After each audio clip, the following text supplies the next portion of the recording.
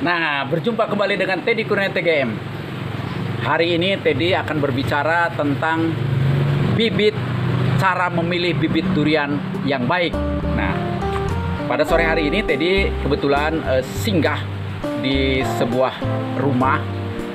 Katakanlah rumah begitu. Sebenarnya beliau adalah salah satu pengepul bibit, yaitu Pak Edi. Nanti mungkin bisa dilihatin orangnya. Jadi saya mendapat masukan, di samping memang pemahaman dan pengetahuan saya, karena selama ini saya adalah sebagai pencinta durian dan tanamannya. Bahkan saat ini saya lagi mengembangkan kebun durian di TBK Indah. Nanti akan saya bawa ke tempat TBK Indah, karena memang sudah ada yang sudah berbuah, ada yang setengah berbuah, artinya masih masa pertumbuhan sampai saat pembuahan nanti. Jenis-jenisnya juga sudah ada montong, kemudian oce, dan musangking. Nah, saat ini mungkin terutama adalah bagi orang kawan-kawan yang pemula di dalam penanaman durian, kemudian bagi orang juga mungkin yang baru mau nanam, mau memilih bibit. Nah, saya akan memberikan satu informasi tentang bagaimana memilih bibit yang baik. Memang ada beberapa kategori bibit. Itu adalah ada bibit yang biasa, yang ukurannya adalah antara mungkin 50 sampai 1 meter lah. Kemudian juga ada yang di atas 1 meter, kemudian ada yang di atas 1,5 meter sampai 2 meter. Bahkan itu ada dongkelan. Dan dari ketiga jenis ini semuanya memang bagus. Apalagi saat ini adalah durian-durian unggulan. Tetapi kita kan sebagai perencana berkeinginan ingin memiliki kebun durian, tentunya pengen menanam yang baik. Dan kita juga mungkin dengan pemahaman, bukan saja kita percaya kepada penjualnya.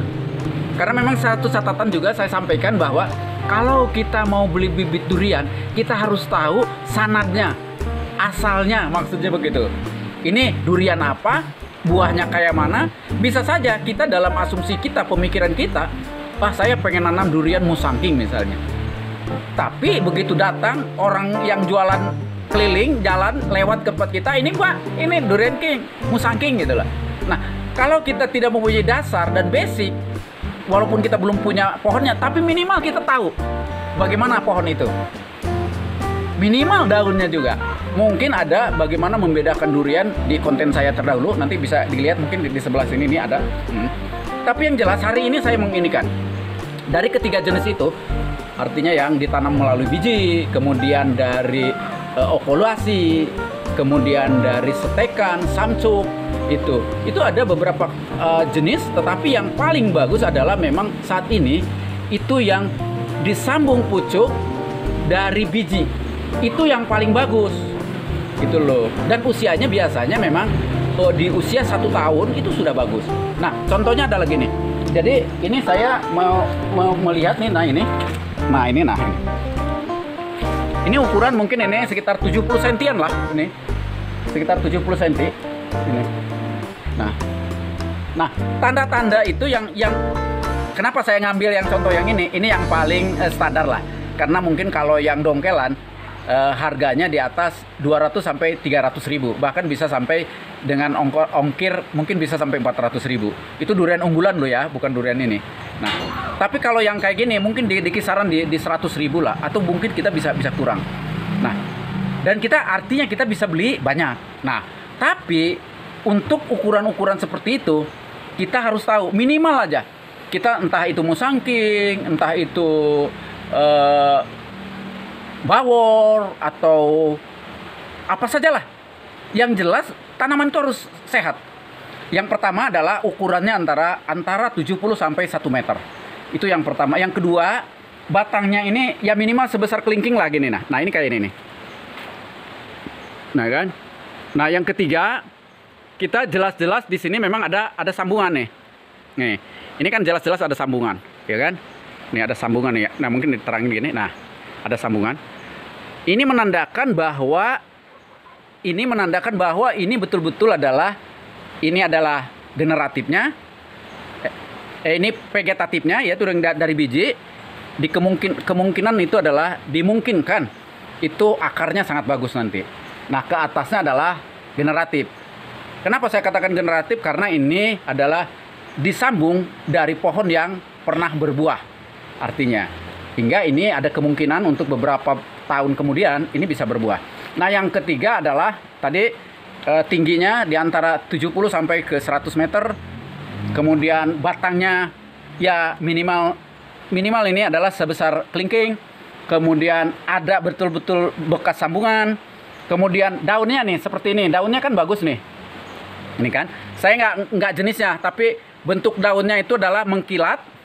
Kemudian hijaunya hijau gelap. Ya, tuh. Daunnya mengkilat. Ini dengan adanya seperti ini, kalau daunnya mengkilat berarti itu adalah sehat. Jadi bibit itu adalah bibit sehat. Yang kedua di pojoknya, di ujungnya nih, di ujung ini ada tanda-tanda kehidupan. Ada terubus. Nah ini ada terubus tuh kan dah. Nah, saya ngeliat itu kan ada terubus nih. Ada pucuk muda. Nah itu adalah tanda-tanda bibit yang bagus. Jadi manakala kita mau beli bibit, kita kan bingung. Mungkin kita bolehlah percaya sama pedagangnya bahwa bibit itu misalnya jenis musangking, betul musangking. Dan musangking kita mungkin paham daunnya lebih panjang gitu kan, ketimbang bawor atau ini. Nah jadi untuk yang pertama adalah, nah jadi yang pertama adalah dari batang, ya kan. Batangnya tingginya ukurannya adalah sekitar antara 70 sampai 1 meter. Yang kedua besaran batangnya. Maksimalnya itu adalah ya minimalnya adalah sebesar kelingking. Kalau ada yang lebih dari itu berarti itu tidak sehat. Artinya kan pertumbuhannya kurang baik. Kalau batangnya lebih kecil dari kelingking. Kalau lebih besar mungkin ya normatif lah, bisa ada sebesar begini. Tapi mungkin tingginya lebih tinggi, lebih dari 1 meter kalau di atas ini. Kita ngambil yang standar.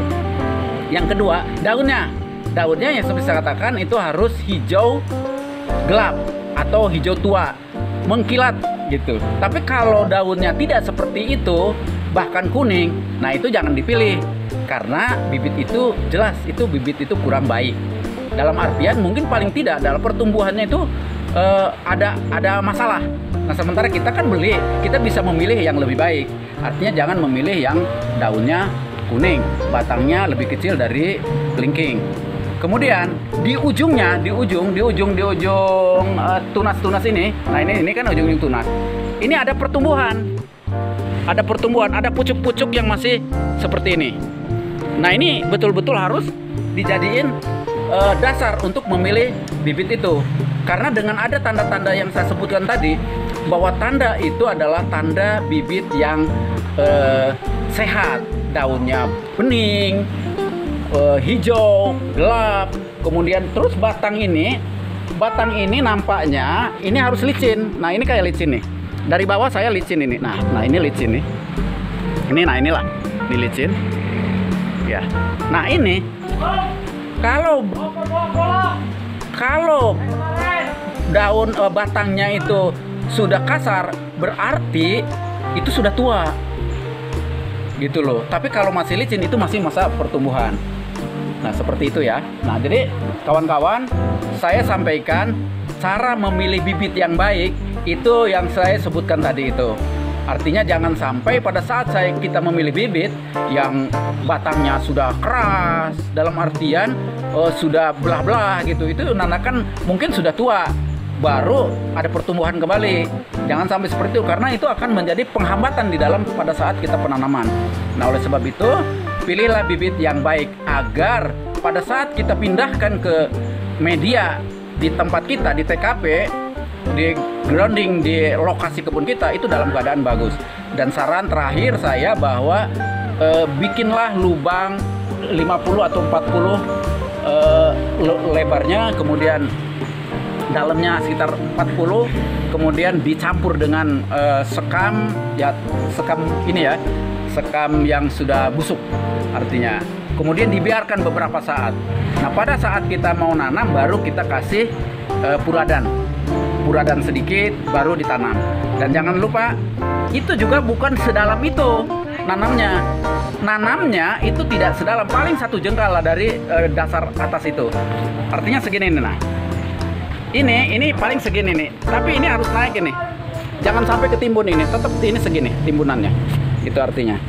Dan yang di bawah tetap dimasukkan lagi tanah, dipadatkan, baru dikasih lagi. Artinya yang 20 cm ke bawah itu diberikan tanah kembali yang sudah dicampur dengan gabah dan pupuk kompos, terutama adalah pupuk-pupuk yang sudah difermentasi.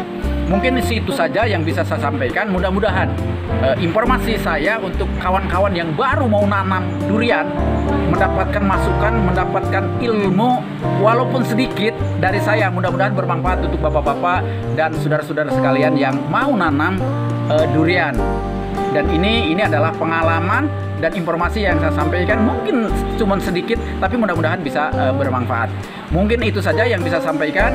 Dan untuk hal-hal lain, mungkin saya akan bagaimana cara pupuk apa saja sih yang bisa diberikan untuk awalan, kemudian masa pertumbuhan, kemudian masa menjelang pembuahan, bahkan pupuk apa sih dalam pembuahan itu.